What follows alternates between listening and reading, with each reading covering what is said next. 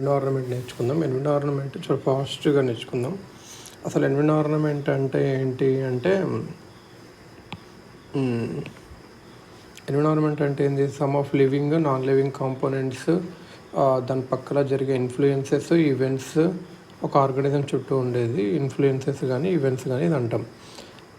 So ఇప్పుడు biotic components అని ఒక డెఫినేషన్ చూస్తున్నాం. బయోటిక్ అంటే ఏంటి అంటే ఇది లివింగ్ కానీ డెడ్ అండ్ డీకంపోజింగ్ మెటీరియల్స్ కానీ ఏదైనా డెడ్ బోన్స్ కానీ చనిపోయాక మిగిలేటివి కానీ ఫొజిల్స్ కానీ ఆర్గానిక్ డెబ్రీస్ కానీ ఇది బయోటిక్ అంటాం. మరి అబయోటిక్ అంటే ఏంటి అంటే ఇప్పుడు క్లైమేట్ కానీ వెదర్ కానీ హ్యూమస్ అంటే ఏంటంటే organic fraction of soil formed through the decomposition of plant and animal matter. ఇప్పుడు డికంపోజ్ అవుతుంది కదా ప్లాంట్ అండ్ ఎనిమల్ మ్యాటర్, అప్పుడు ఫామ్ అయ్యేది హ్యూమస్ అన్నట్టు. ఇదన్నట్టు సాయిల్లో రెండు ఉంటుంది, బయోటిక్ ఎలిమెంట్స్ ఉంటాయి, dead and decaying organic matter. Abiotic elements ఉంటుంది, humus, minerals and other inorganic substances. So ఇక్కడ ఇంపార్టెంట్ హ్యూమస్ అనేది అబయోటిక్ అన్నట్టు, మినరల్స్ అబయోటిక్, ఇంకా వేరే ఇన్ఆర్గానిక్ సబ్స్టెన్సెస్ ఏదైనా ఉంటుంది అది అబయోటిక్. బయోటిక్ అంటే dead and decaying organic matter, bones కానీ రిమైన్స్ కానీ ఫొజిల్స్ కానీ ఆర్గానిక్ ఉన్న డెబ్రీస్ కానీ చెట్ల ఆకులు ఇవన్నీ ఇది బయోటిక్ అన్నట్టు. ఇప్పుడు బయోటిక్ అంటే ఆర్గానిక్ ఒకటిగా, బయోటిక్ ఆర్గానిక్ మళ్ళీ సేమ్ కాదు, ఎందుకంటే ఆర్గానిక్ అంటే ఓన్లీ CH బాండ్స్ ఉండాలి ఇది అన్నట్టు. సాయిల్లో బయోటిక్ ఉంటాయి, అబయోటిక్ ఉంటాయి. సో ఇది అబయోటిక్ అంటే క్లైమేట్ వెదర్ హ్యూమస్ ఇట్లా ఇవి కూడా వస్తాయి.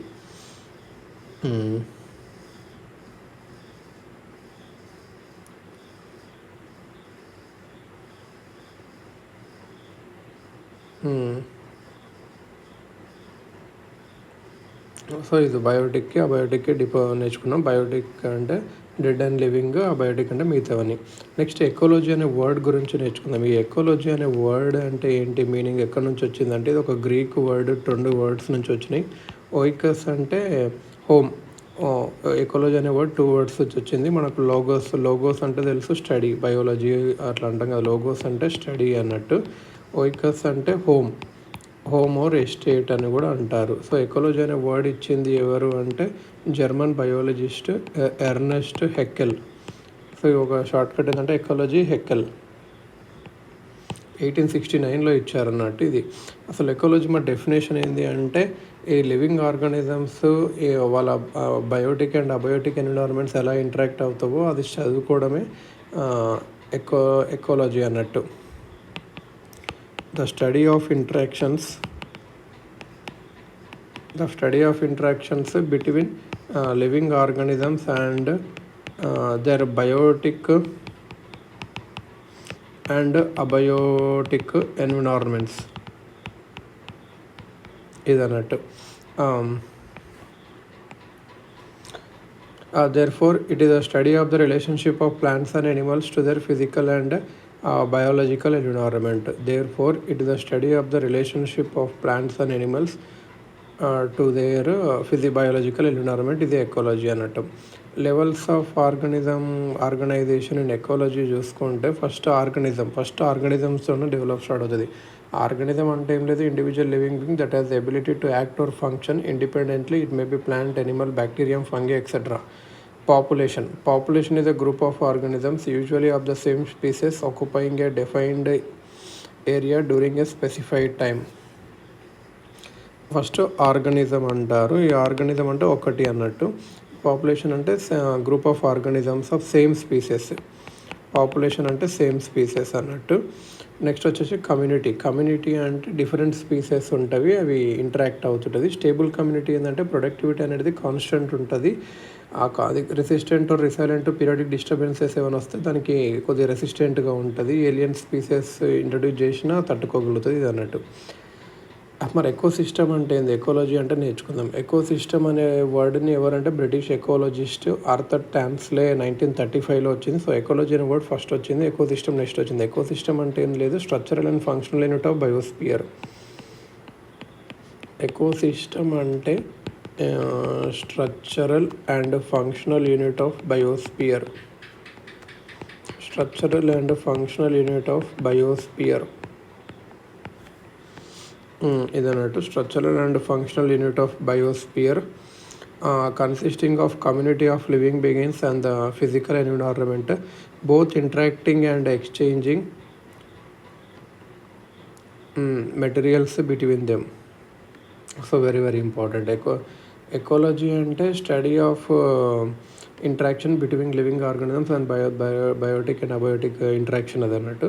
ఎకోసిస్టమ్ అనేది స్ట్రక్చరల్ అండ్ ఫంక్షనల్ యూనిట్ అన్నట్టు. ఇందులో ఏముంటాయంటే community of living beings and the physical environment both interacting and exchanging materials between them ఇవన్నీ ఉంటాయి అన్నట్టు. ఇప్పుడు కాంపోనెంట్స్ చూసుకుంటే ఎకోసిస్టంలో అబయోటిక్ కాంపోనెంట్స్ ఉంటాయి, బయోటిక్ కాంపోనెంట్స్ ఉంటాయి. అబయోటిక్లో మళ్ళీ climatic factors rain, light, wind, temperature ఉంటాయి. ఎడాఫిక్ ఫ్యాక్టర్స్ అంటే సాయిల్, పీహెచ్, మినరల్స్, టోపోగ్రఫీ ఉంటాయి. బయోటిక్లు అంటే ప్రొడ్యూసర్స్, కన్జ్యూమర్స్, డీకంపోజర్స్ కూడా ఉంటాయి. ఇట్లా చాలా ఉంటాయి అన్నట్టు. కన్జ్యూమర్స్లో మళ్ళీ ప్రైమరీ, సెకండరీ, టెరిషరీ, క్వాటర్నరీ కూడా ఉంటాయి. So building blocks of ecosystems ఇవన్నీ అనొచ్చు. క్లైమేటిక్ ఫ్యాక్టర్స్, ఎడాఫిక్ ఫ్యాక్టర్స్ అంటే ఒకటే. Functional units of an ecosystem చూసుకుంటే ప్రొడక్టివిటీ అంటే ఏంది, రేట్ ఆఫ్ ఇప్పుడు బయోమాస్ ప్రొడక్షన్ ఎంత ఏ రేట్లో జరుగుతుందో అది అన్నట్టు. ఎనర్జీ ఫ్లో తీసుకుంటే sequential process through which energy flows from one trophic level to another. The energy captured from the sun flows from the producers to consumers and then to decomposers and finally back to energy flow. ఇది ఒక functional unit of ecosystem. Energy flow ఎలా అవుతుంది, decomposition. ఇది ఆ dead organic material ఒక break down ఎలా జరుగుతుందో ఆ ప్రాసెస్ని డికంపోజిషన్ అంటాం.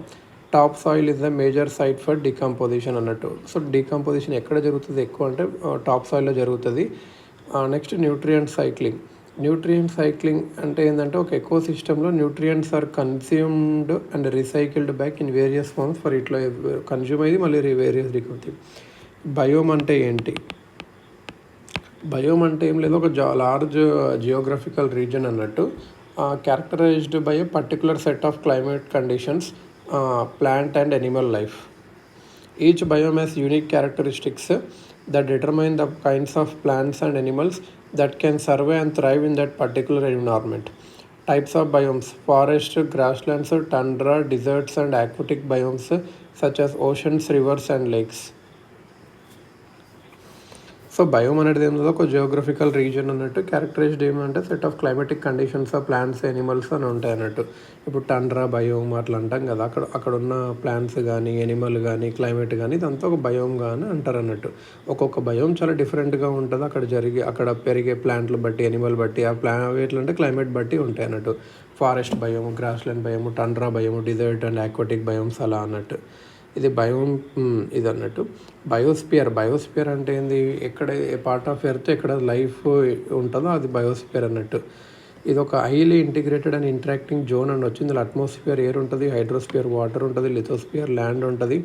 బయోస్పియర్ అనేది ఎంత 20 కిలోమీటర్ థిక్గా ఉంటుంది జనరల్గా. లైఫ్ ఎక్కువ వాటర్లో అయితే 500 మీటర్ బిలో వరకే ఉంటుంది. సీ లెవెల్ ఎబో అయితే 6 కిలోమీటర్ వరకే ఉంటుంది. 6 కిలోమీటర్ ఉంటుంది. బయోస్పియర్లో అంతా లివింగ్ ఆర్గానిజమ్స్ ఉంటే డెడ్ ఆర్గానిక్ మ్యాటర్ కూడా ఉంటుంది. ఏదైతే ఆ లివింగ్ ఆర్గానిజం జనరేట్ చేస్తుందో అది. మనకు బయోస్పియర్ అనేది north and south pole extreme దగ్గర ఉండదు అన్నట్టు. మరీ పెద్ద గుట్టల దగ్గర కూడా ఉండదు, డీపెస్ట్ ఓషన్స్లో కూడా ఉండదు. ఎందుకంటే అక్కడ ఉన్న కండిషన్స్ లైఫ్ సపోర్ట్ చేయదు అన్నట్టు. ఒక్కొక్కసారి ఏంటంటే spores of fungi and bacteria అనేటివి ఒక గ్రేట్ హైట్ బిహైండ్ 9 కిలోమీటర్ అలా కనిపిస్తాయి. కాకపోతే మెటబాలికల్గా యాక్టివ్ కాదు. సో అది డార్మెంట్ లైఫ్ని రిప్రజెంట్ చేస్తుంది కానీ బతుకున్నట్టు కాదు. ఇప్పుడు ఇంకొక డెఫినేషన్ చూసుకుందాం. హ్యాబిటేట్ అంటే ఏంది? ఇది ఒక ప్లేస్ ఎక్కడైతే ఆర్గానిజం కానీ, కమ్యూనిటీ ఆఫ్ ఆర్గానిజం కానీ ఉంటాయో అది అన్నట్టు.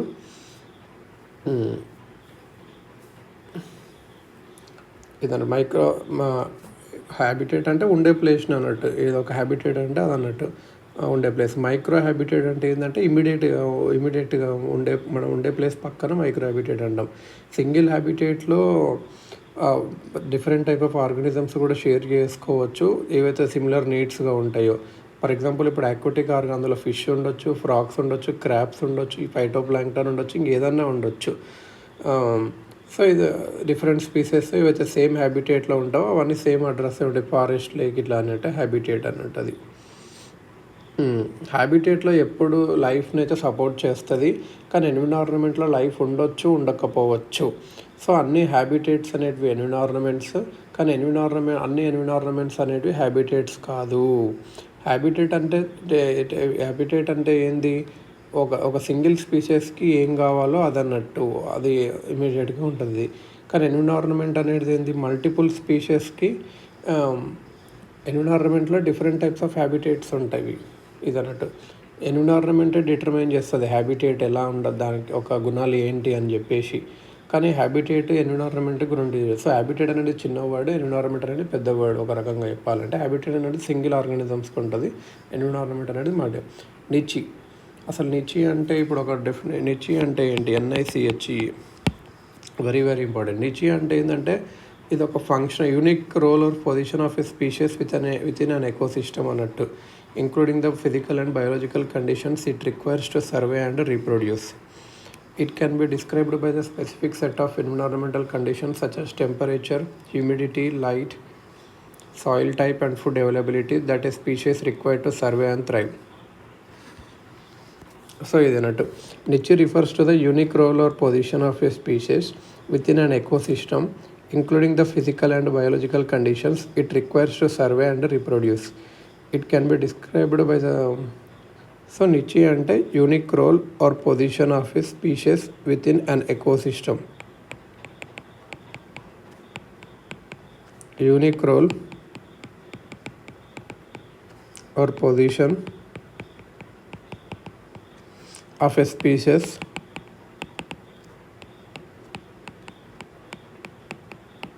With in an ecosystem, including the physical and biological conditions it requires to survey and reproduce.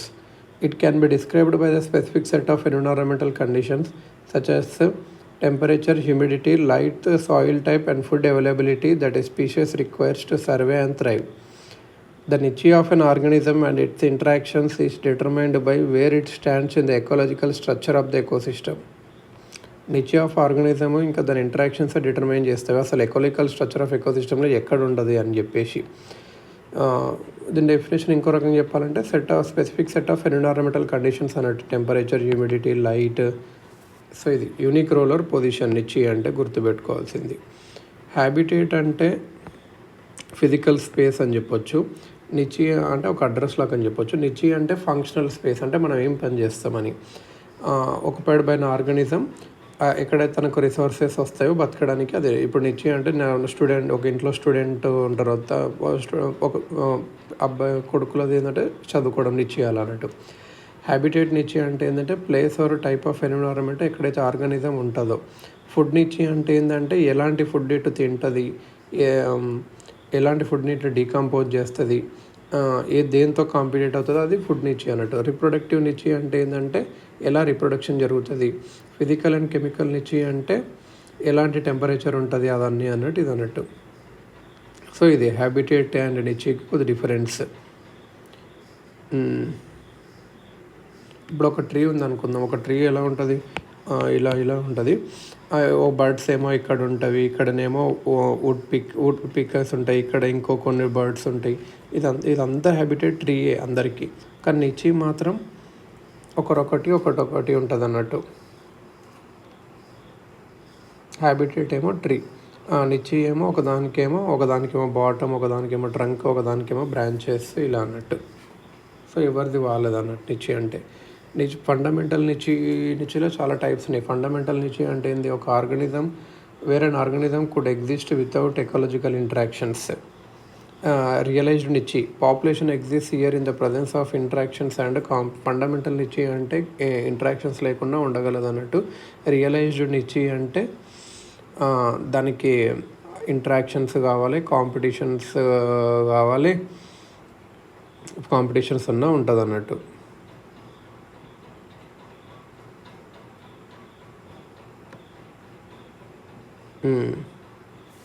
So ఇదన్నట్టు. బర్నాకల్స్, మనం బర్నాకల్లో ఒక ఎగ్జాంపుల్ చూసుకుందాం. అంటే బర్నాకల్స్ అంటే ఏంటివి అంటే, ఏ బర్నాకల్ స్పీషీస్ ఒకటి ఏంటి అంటే చాతా మలాస్ అని ఒకటి ఉంటుంది. దానికి as wide fundamental niche across upper and lower intertidal zones. It can tolerate both exposure to air and immersion in water. However, in natural conditions, Chathamalas is confined mainly to the upper intertidal zone. This is its realized niche. Balanus అనేది ఇంకోటి barnacle species అన్నట్టు, strong competitor in the lower intertidal zone. It grows faster and outcompetes Chthamalus for space. as a result balanas occupies the lower intertidal zone while Chathamalas is excluded from this zone due to competition, not because of physiological intolerance. ఇదన్నట్టు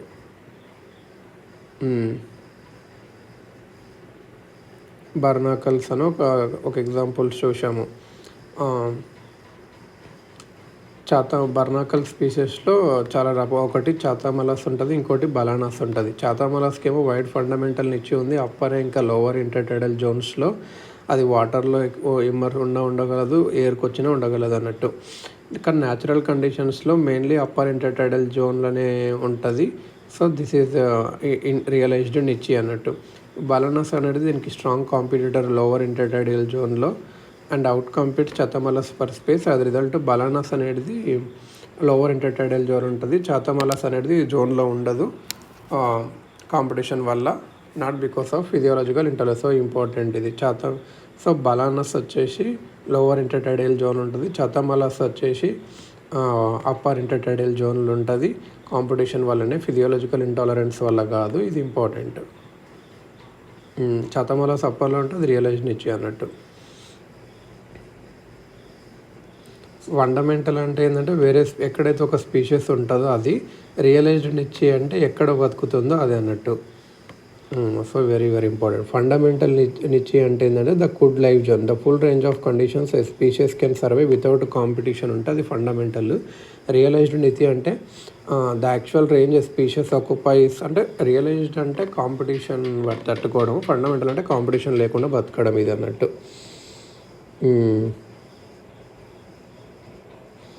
so చాతమలస్ది ఏంటంటే fundamental నిచ్చి ఏమో lower upper రెండు అన్నట్టు.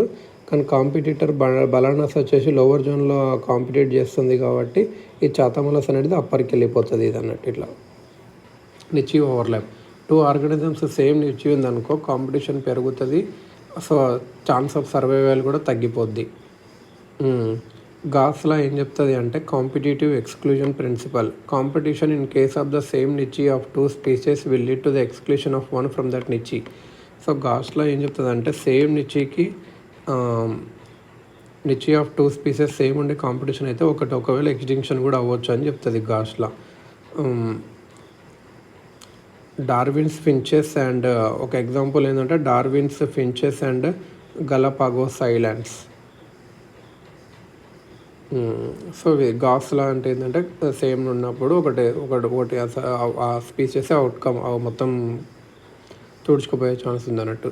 నిచ్చి overlap అనేది ఏంటి అంటే situation ఎక్కడైతే co-occurring species same parts of the niche ఉంటుందో with each other, అది అన్నట్టు. Overlapping niches may lead to competitive exclusion. Competitive exclusion అంటే ఏంటి అంటే 2 species which compete for the same limited resource cannot coexist at constant population values. Competition exclusion and competitive exclusion అనే వర్డ్కి meaning ఏంటంటే ఏదైతే same limited రిసోర్స్కి పోటీ పడతావో అవి రెండు ఒకటితోనే బతకలేవు same population ఉన్నప్పుడు, ఇది అన్నట్టు. నిచ్చి ఓవర్లాప్ ఈస్ రెడ్యూస్డ్ బై, మరి నిచ్చి ఓవర్లాప్ని ఎలా తగ్గించవచ్చు అంటే రిసోర్స్ పార్టీషనింగ్. రిసోర్స్ పార్టీషనింగ్ అంటే ఏంటంటే moving things around in order to satisfy the niche size to an appropriate level. రిసోర్స్ని పార్టీషనింగ్ చేయాలి. Moving things around in order to satisfy the niche size to an appropriate level, ఇది అన్నట్టు resource partitioning.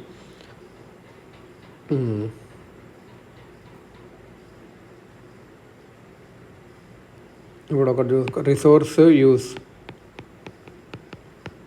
Resource use number of individuals.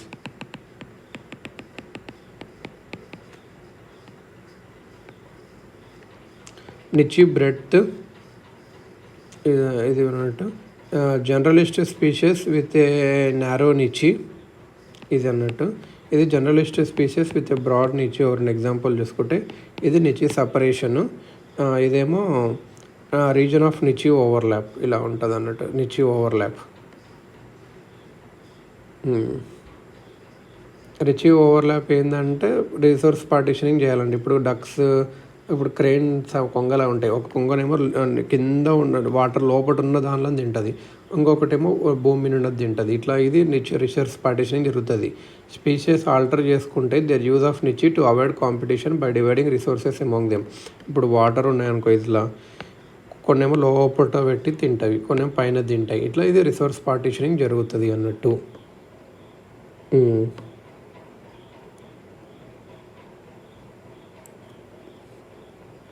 So ఇది అన్నట్టు.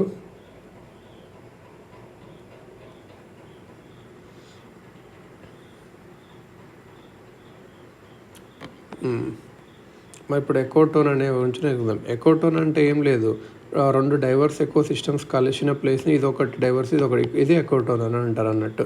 Examples చూసుకుంటే Marsh lands అంటారు, ఇక్కడ dry and wet కలుస్తవి.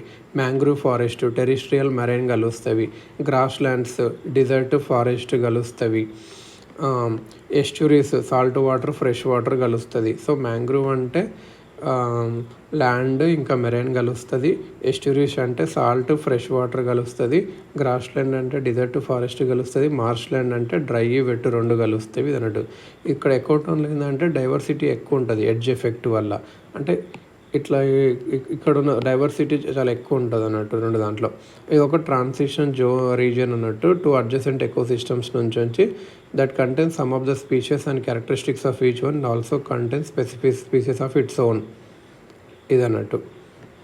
So biodiversity ఇక్కడ ఎక్కువ ఉంటుంది అన్నట్టు. It is linear as it shows progressive increase in species composition of one incoming community and a simultaneous decrease in species and of the other outgoing adjoining community. A well-developed ecotone contains some organisms which are entirely different from that of the adjoining communities. Coral reefs, marine animals that release limestone. Coral reefs ఒక example చూద్దాం. ఎకోటోన్ coral reefs వస్తే ఇవి ఏంటివంటే ఒక marine animals అన్నట్టు, ఏదైతే lime స్టోన్ని release చేస్తావో, lime stone అంటే ఏంది, కాల్షియం కార్బోనేట్. ఈ lime stone in the marine environment of the sea lead to edge effect and ecotone presence. ఈ లైమ్ స్టోనే మెరైన్ టోన్లో ఎకోటోన్ ఎడ్జ్ ఎఫెక్ట్కి కానీ ఎకోటోన్ ప్రజెన్స్కి కానీ ఇది అన్నట్టు కొరల్ రీఫ్స్. ఇది వెట్లాండ్స్ అంటే ఏంది, submerged with water midway between lands and lakes, therefore they have much higher biodiversity. So coral reefs కూడా ఒక type of ecotone. Edge effect అంటే ఏం లేదు, changes in population or community structures that occur at the boundary of two habitats ఇదన్నట్టు. Population ఇప్పుడు ఇక్కడ change అవుతుంటుంది కదా, population or community structure that occur at the boundary of two habitats. Sometimes the number of species and the population density of some of the species in the ecotone is much greater than the other community. This is called edge effect.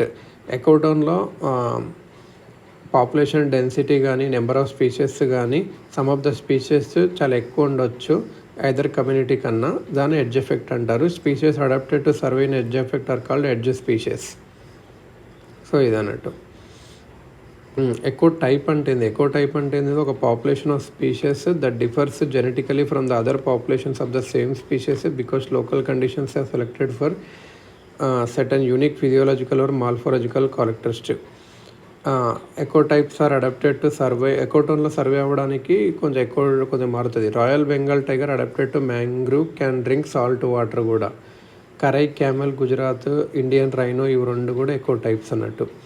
So దాని environment కొద్దిగా మారుతుంది అన్నట్టు. Eco cline అంటే ఏంటంటే ఇది ఒక region where there is a gradual and continuous transition from one ecosystem to another without a distinct or sharp boundary in species composition.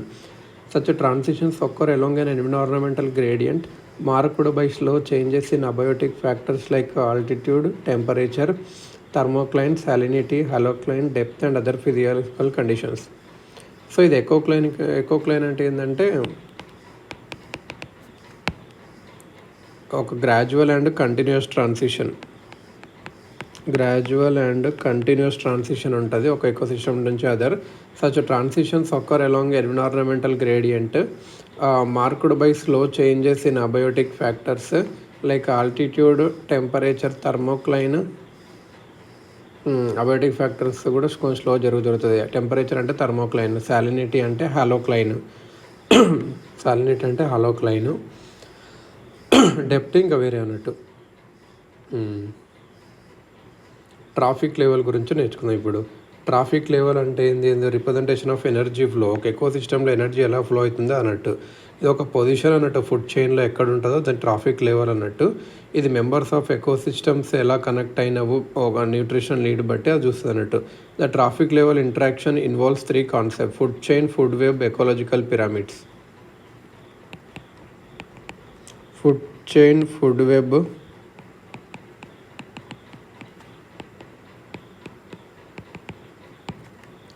ecological pyramids.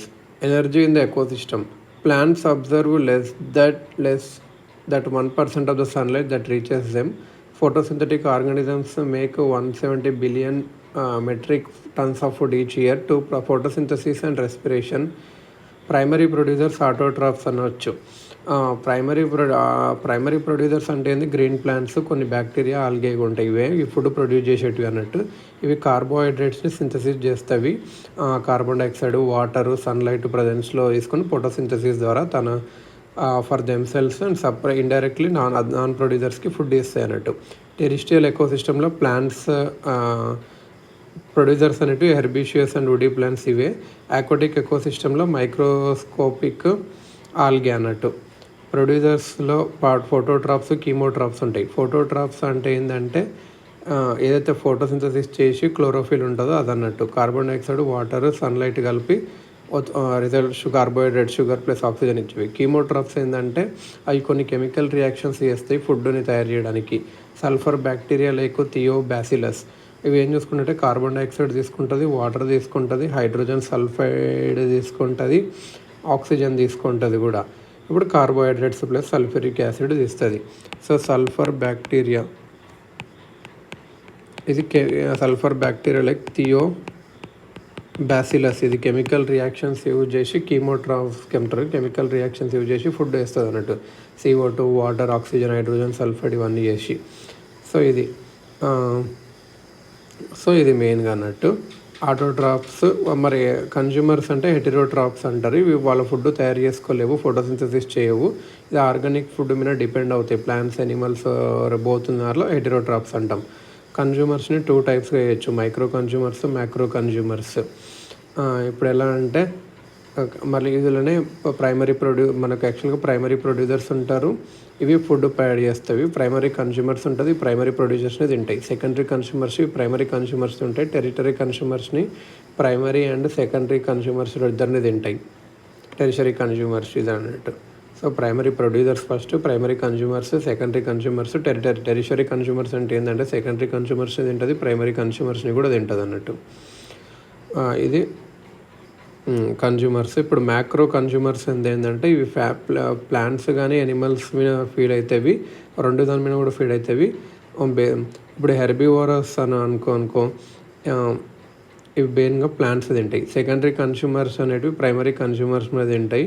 Example voles. Carnivores అంటే ఏంటంటే which feed on secondary consumers are called tertiary consumers. Omnivores అంటే ఏంటంటే ఏవైతే plants, animals రెండు తింటాయి అవి.